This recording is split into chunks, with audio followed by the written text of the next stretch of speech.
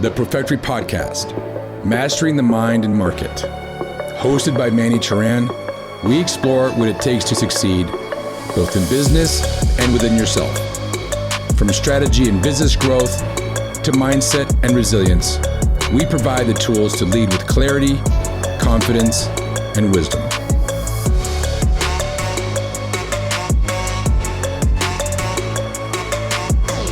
Welcome to the Profectory Podcast, Mastering the Mind and Market. My name is Manny Teran, and I'm your host. On our podcast, we talk about lots of things to help you grow in both life and in business, to create some prosperity, to create some peace. And I've created a small podcast series called the Stillness Series, which will break down the importance of slowing down and even stopping. Now, this may sound contrary to what you believe it takes to grow and succeed, but in fact, it's exactly what you need to grow and succeed. So this podcast series is for that founder that's out there grinding. It's for that leader who's hustling. It's for that operator who's executing. It's for all of those hard drivers that are out there trying to make things happen, creating all kinds of momentum, creating energy, creating success, but at the cost of almost losing yourself. You feel like you're not the same. You feel a little bit tired in a different way. You feel like you're maybe getting burned out. All these things are signs, and really important signs to recognize when it's time to slow down. Now, this idea came from the fact that I spent some time over the weekend camping. I went down to south of where I live here, an hour away, in this beautiful landscape. And we did nothing all day except for build a fire, cook our food, drink some beer, play some horseshoes, sat around looking at the stars, and in the end, recharging ourselves. Now, I did this against my better judgment, quote unquote, in that I've got so much to do. I've got so many deliverables to myself, to my family, to my team, to my employees. And I just felt compelled to, no matter what, spend that time doing nothing. I took my phone, but it was in the car most of the time. I wasn't on my phone. I wasn't on any calls. I tried not to talk about business, although I did a little bit. But in the end, I just created that space, and that stillness gave me so much power. It filled my tank. So this week, I'm hitting it hard because I spent the time doing nothing. And so today's podcast series, it'll be the first of several, will be describing things you can do in your life, and actually from two sides. From the Stoic philosophy side, which we talk a lot about here on the podcast, but also the science side in research showing, actually corroborating that the Stoic philosophies have a place. Pretty amazing series of podcasts here. And so one of my favorite quotes is from Seneca that says, "We suffer more in imagination than in reality." And this is true. This is a hard battle for me to have conquered. And it's still a battle sometimes. So I grew up in a situation where my father passed away when I was 1. And I've had all these family members around me, always saying, well, he looks just like his dad. And I had all these things kind of reminding me that my father wasn't there. I had the playground kids reminding me that he wasn't there. You don't have a dad, all that. And it gave me a lot of pain and suffering. But what I learned through the course of time is that where I might have initially pushed it away, I then embraced it. And I embraced the fact that I didn't have a father. And so I learned things in a different way, a very atypical way, raised by women. So I have a different perspective on life. Not to say that male figures weren't around, they were, but I had that sensibility. And I still have it. It's a gift. This is what makes me a great salesperson, because I'm able to look and empathize in a different way, but I'm still very hard driving. There's no doubt that I've got a lot of masculine energy. And so I'm able to harness both. And so this idea that we suffer more in imagination than reality was kind of an eye-opening thing for me, because I always fed into that suffering when I was a kid. And I fed into it, and I realize now it was all for naught. It didn't really serve me at all. So the first part here is in this mini-series is stillness. stillness. So I mentioned earlier that I felt as though I couldn't stop. And sometimes you might feel that you can't stop.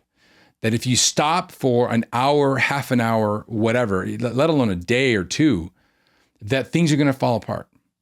And I'm telling you right now, they won't. The world will keep on running. The sun will keep on coming up and keep on going down.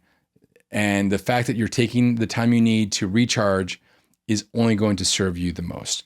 So the Stoics knew about something that we've forgotten. I love this.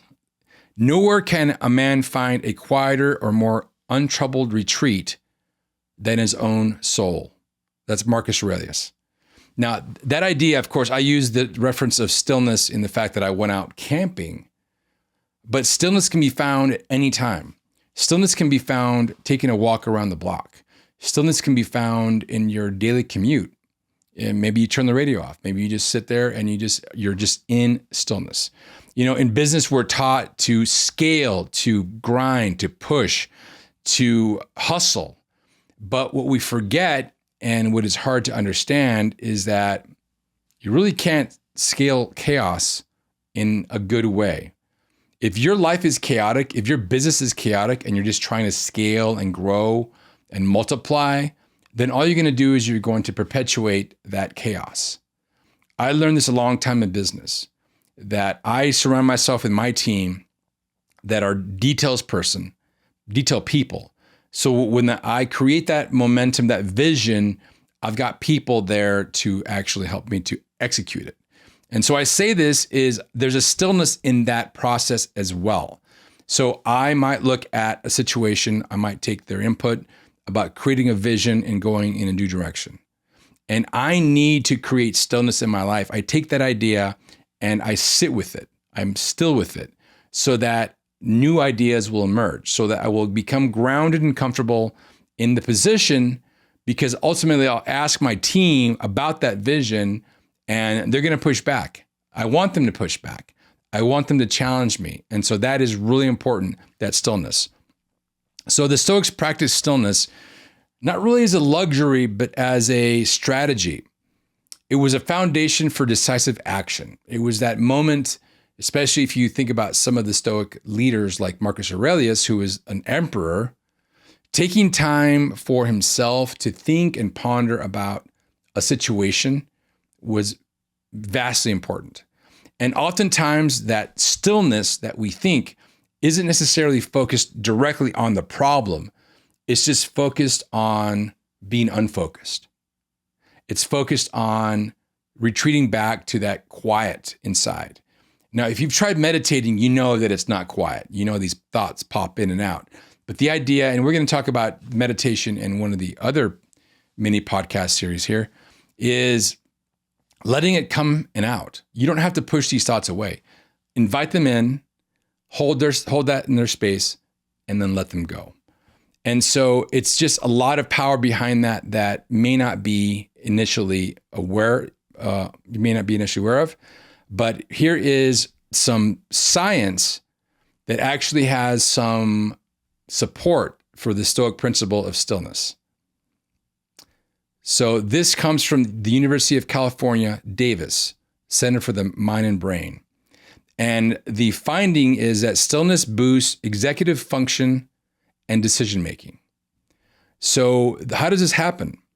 This happens because mindfulness practices, including stillness, increases that activity in the prefrontal cortex, which is the part of the brain responsible for planning, for decision-making, and for impulse control. So practicing stillness actually has a huge benefit in improving that in our mind. So the takeaway is that stillness literally strengthens our mind and gives us an edge over our competition. Here's something else for science that has support of stillness in the Stoic framework. So this actually comes from McKinsey, which is a huge consulting and business company.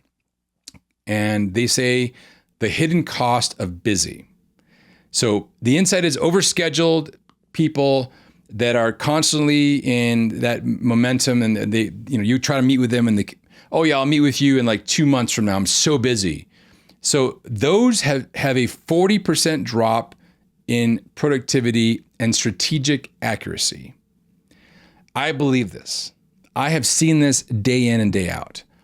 People that I interact with, when we're trying to set a meeting, if they can't meet with me within 2 weeks or even 1 week, I know that they've got this situation in their life where they're so busy, they can't afford 15 minutes, 30 minutes to meet with me. So using that case, I take that situation with a grain of salt. Obviously, if they're on vacation or there's something else going on, that's maybe they're in the middle of selling a company. But even then, people that I know that are highly successful, they'll carve out, yeah, let's have lunch. I'll give you half an hour. And so that busy for the sake of being busy, I'm always suspect of that. So this is a situation where I've gotten a lot of success from purposely taking my schedule and stretching it out. So there's a power in going slow and steady. Haste makes waste, right? So if you're always rushing, always busy, the opposite of stillness is energetic motion, so you're moving all the time. So if you're able to create stillness, create space in your calendar, in your agenda, then, and I literally have places in my calendar where I have nothing planned. I have a hold, or I have areas where I have nothing planned. During the day, I have a few hours where I have nothing planned. So in those hours that I have nothing planned, that I hold sacred, by the way, I get things done. That's the time I use to work on self-reflection. That's the time I use to work on strategy for my business or the business I'm running. That's the time when I can use to schedule and pop to a meeting. I've got somebody call me up and hey, I'm in town. Can you meet tomorrow? Sure, I've got these hours available. So this stillness is important, not only in the stillness you focus on from the inside, but the stillness you create on the outside. And so I invite you to take these things, do a self-assessment of how busy you really are, and take a self-assessment of when was the last time you spent time in stillness? When was the last time you took from nature, from even something as basic as a walk in the park in the middle of a busy day? Do that, and you will understand on the other side of it how powerful it is for being able to recharge your batteries and create not only a multiplicative effect on your momentum, but do so in a manner that won't burn you out.